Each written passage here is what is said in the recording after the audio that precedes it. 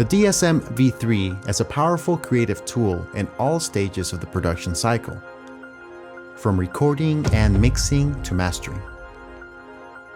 As the name implies, the dynamic spectrum mapper provides dynamic compression and expansion at a greater resolution, allowing more natural and musical compression.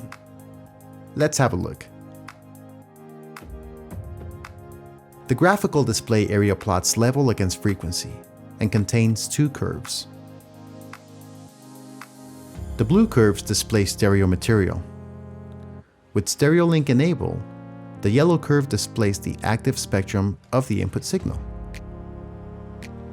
while the white curve displays the threshold spectrum of the captured signal and can be dragged.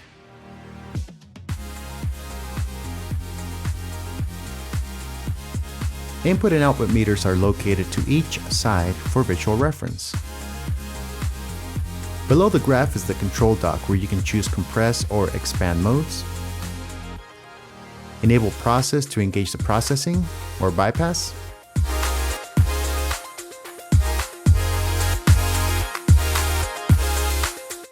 freeze will freeze the response curve, somewhat like a static equalizer. And this allows you to capture EQ curves from different reference songs and apply it to your mix. To capture the frequency curve of your material, click and hold capture for an average capture over time.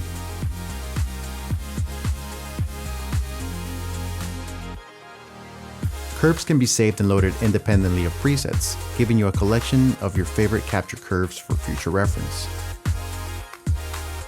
Link ties left and right channels together for stereo operation.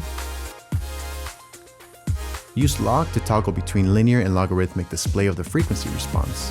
However, this has no effect on the sound, it's simply a visual guide. The detector mode works in conjunction with sidechain sources, for example, sidechaining the kick to the bass.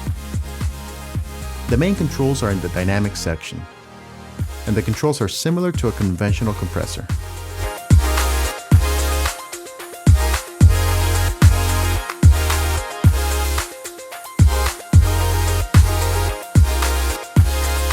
Timing controls the timing parameters of the low frequency and high frequencies.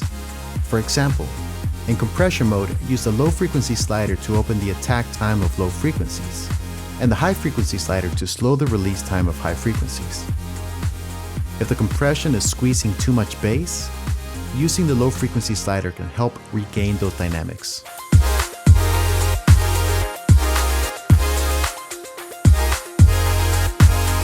DSM V3 comes with built-in parallel processing and output gain.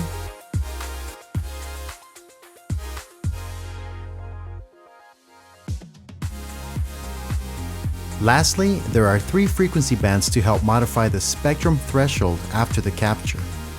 For example, if you want to relax the amount of compression on the highs, you can use the frequency and threshold to adjust the curve and allow those frequencies to breathe more.